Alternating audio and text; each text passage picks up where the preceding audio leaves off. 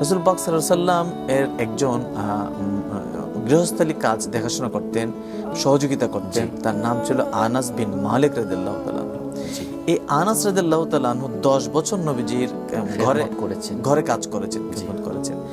10 বছর করার পরে যখন উনি এই কাজের বর্ণনা দিচ্ছেন, তখন বললেন, আমি অনেক সময় অন্যায় করেছি, যথাযোগ্যভাবে করতে পারিনি কাজ, কিন্তু নবীজি একবারের জন্য বলেন নাই যে আনাস কেন করেছো এটা, এই কেন শব্দটা আমাকে বলেন নাই কখনো। জায়েদ বিন হারিসা, আমরা জানি নবীজির ঘরে থাকতেন। উনি কিন্তু আরেকজনের সন্তান ছিলেন, নবীজির ঘরে থাকতেন। ওনার বাবা মা যখন অনেক দিন, অনেক লম্বা ঘটনা, খুঁজে পান না, হজের মৌসুমে খোঁজ পেলেন, আসলেন, বললেন চলো বাড়ি চলো। বালক জায়েদ হারিয়ে যাওয়ার পরে তিনি বললেন যে না, আমি এমন এক মানুষের কাছে আছি, আমি এখানে থাকতে পছন্দ করি।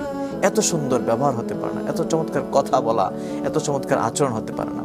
এমনও হতো যখন নবীজি সাল্লাল্লাহু আলাইহি ওয়াসাল্লাম সফরে বের হতেন, তখন রাসূল পাক সাল্লাল্লাহু আলাইহি ওয়াসাল্লাম এর সাথী যিনি থাকতেন, তিনি ঘোড়ার লাগাম ধরতেন অথবা উটের রশি ধরতেন, নবী সাল্লাল্লাহু আলাইহি ওয়াসাল্লাম উপরে বসতেন।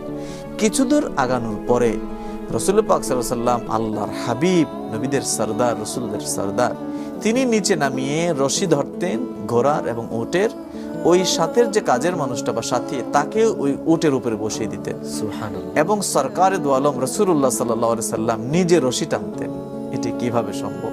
চরিত্র কাকে বলে সেটি। রাসূল পাক সাল্লাল্লাহু আলাইহি সাল্লাম আরেকজনের ঘরের প্রবেশের আগে বলতেন 3 বার সালাম দিয়ে প্রবেশ করবে, যদি সালাম দিয়ে প্রবেশ না করো, সালাম না দাও, তাহলে বুঝবে অনুমতি নাই।